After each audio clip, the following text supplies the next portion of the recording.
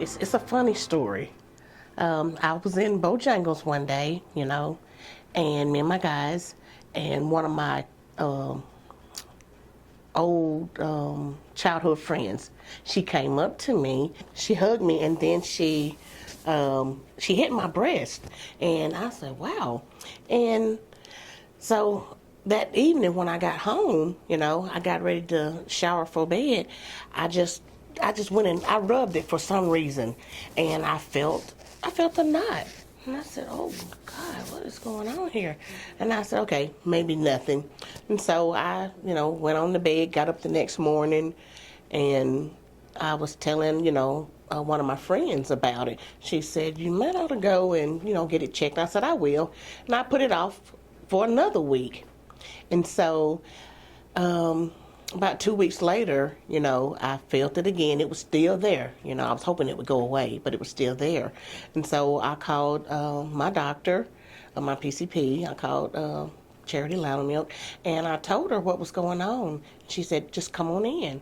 I went in, and she started my exam, and she felt it, and she was like, "Mm-mm."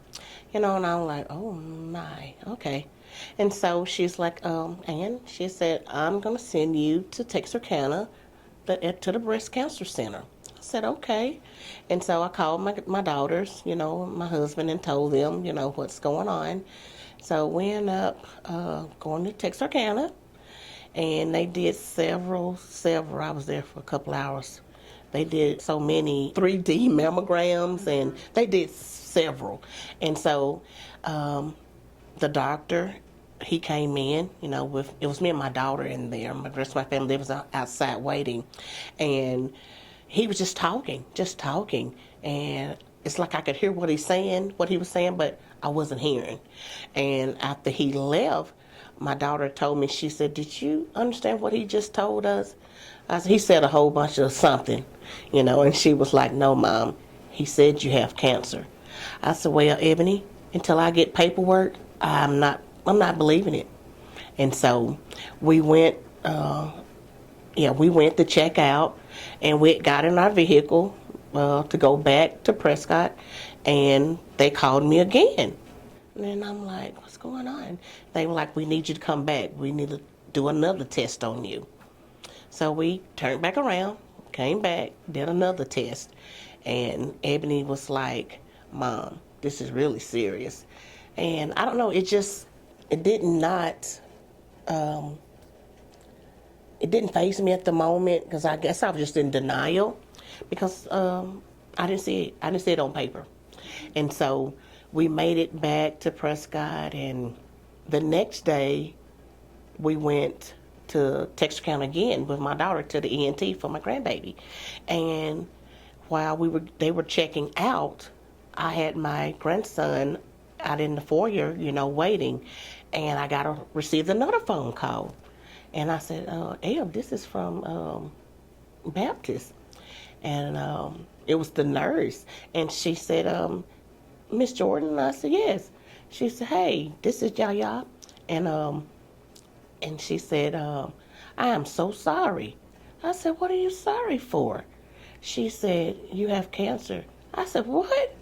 And she said, "Did they not tell you yesterday at the doctor's office?" I said, "No, no. They didn't tell me directly like that." And I just fell to pieces. My daughter, she came on out, and she talked to me and comforted me, and she said, "Mama, I tried to tell you yesterday." And I told her, I said, "I didn't want to hear that. I really didn't." But we came back to Prescott. I called my husband, and I told him. My daughter, she told the rest of my family. I called my mayor. He's my friend. I called him, and all of them were just praying, saying good things. And so we got back to Prescott, and I tried to pick myself back up, but it was still hard, to hear those words. It was really hard. And so that night, my husband, he just prayed on me and just rubbed me and just told me it was going to be okay. And I don't know, I didn't cry then. I did not cry. And the next day, I got a visit from my mayor, He came and, gave me words of comfort. Um, I have to tell you about this one. Um, Patricia Roberts, our family, great woman, great woman. She came to me and she sat on the couch and she said, baby, she said, I love you. She said, but it's time for you to suck it up. It's time for you to fight for your life. And I'm like, oh man, she is hard. I'm going through this and she is just ruthless, to me. But I took it in, you know. She told me, you get up and you dress yourself up, put on clothes, look nice. She said, because it's time to fight. She said, seriously. She said, I give you the same talk that I gave my daughter, and we just hugged. And I told her, thank you for that, because I needed that, because I didn't want to be crying and, a pity party, because I know me, I'm strong. And so after that,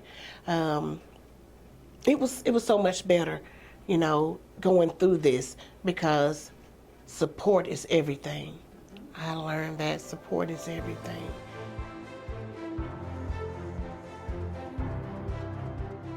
I believe I did 6 months of chemo, hard, ugly chemo. I think I had one of the bad ones. And I didn't moan and groan. During my first treatment, I was sick, sick. Oh, but my kids, my husband, they were there, to bring me broth. I hated broth, but that was the only thing that was working for me, to keep down. But they were so good to me on my lands. I did not have radiation. I had chemo, and then November 26th, I had a double mastectomy.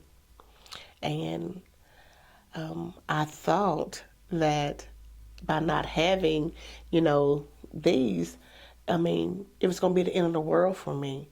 It was my choice. I could have gotten one taken off because the other one wasn't as bad. With chemo, it killed it real quick. But I did not want it to come back on me again. So I decided to just have both of them removed. Great choice. Great choice.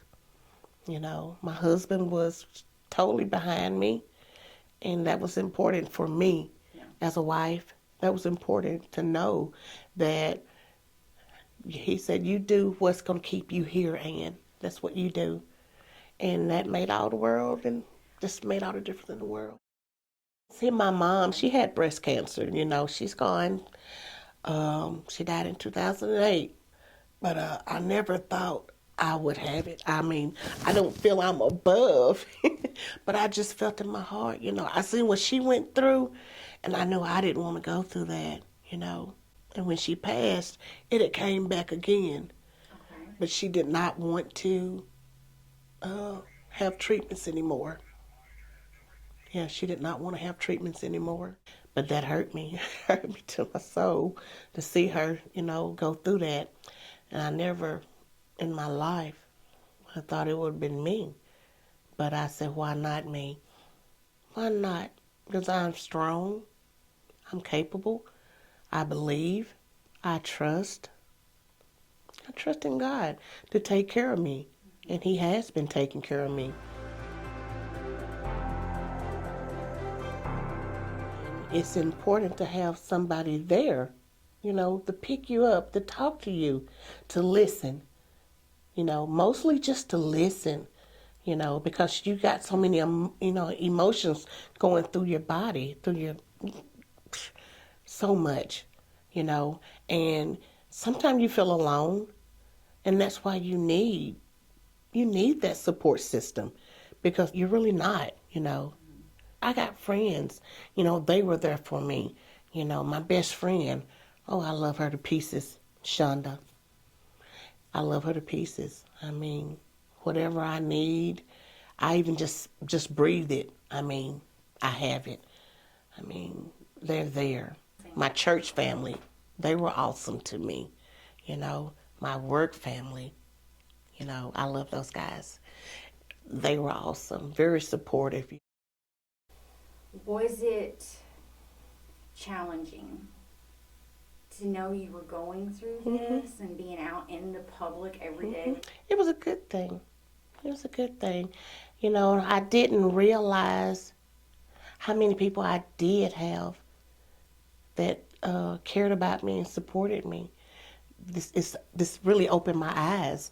You know, I had a gentleman, an insurance person, come to our job trying to, sell insurance, whatever, and he told me, he said, "It's like I met you before." He said, "Because everywhere I went today, somebody has spoken highly of you." And I told him, I said, "That means so much, because it just let me know that people, care about me. And that means a lot. I mean, it does. Because, at some point in law enforcement, you feel the world is against you. You feel that way.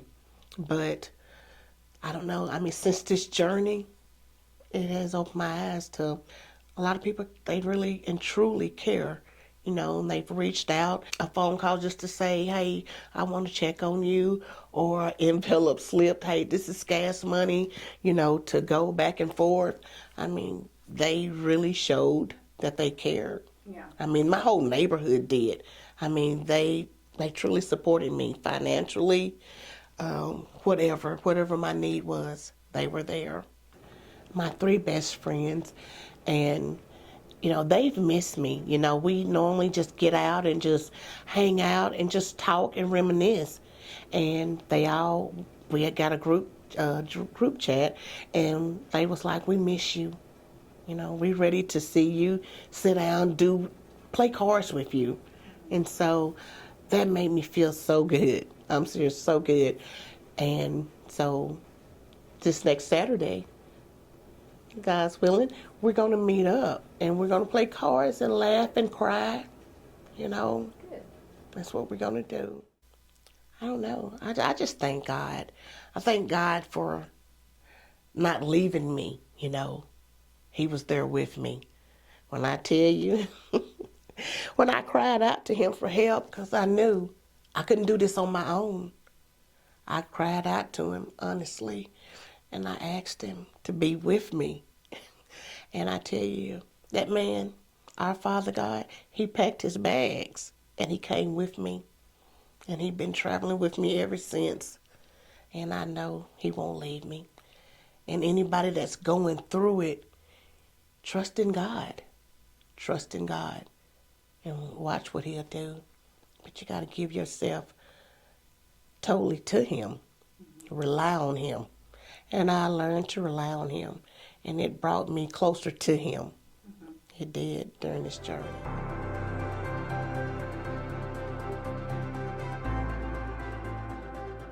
Never think that it cannot be you, because it could be you. It was me. You feel anything, it doesn't matter if you just had a mammogram. If you feel something that does not feel right, you go back and you report it to your PCP and let them know. Don't just let it go. Don't let it go. There should be no excuse that you don't get yourself checked. There's no excuse, because there are places where it is free. I have to get those pamphlets and things, but there's no excuse. They will make it happen. Don't put it off, because early detection. My advice to anyone, trust in God. Trust in God. And I tell you, I wouldn't be here if I didn't have that trust in God. I really and truly learned to trust in God. It's been a journey, but I thank God he chose me, because I'm able to give advice and help others, that have called upon me, and it feels good to be able to lift somebody else up, to lift them up, because it's something that no one should go through alone. No one. This journey has been an experience, and I tell anybody, trust in God during this journey, and he'll see you through. He'll see you through. He will.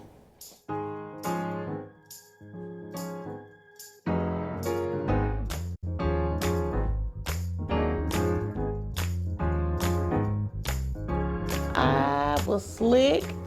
I was slick.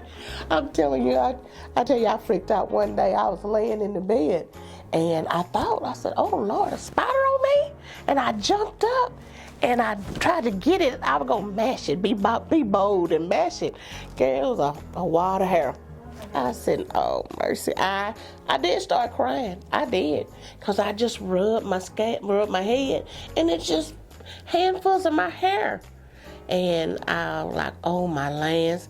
And I called them just crying. I said, my hair's falling out. And they were like, Mama, it's gonna be okay. I'm like, your hair not falling out. So my oldest daughter, Ebony, she got big hair, you know, and so she decided to cut her hair. Yeah, she did. She cut her hair. Yeah, you know, so that made me feel good, you know. And my youngest said, oh no, I love you to pieces, but I'm not cutting my hair. I told her, I understand. We're not going that far. We're not going that far.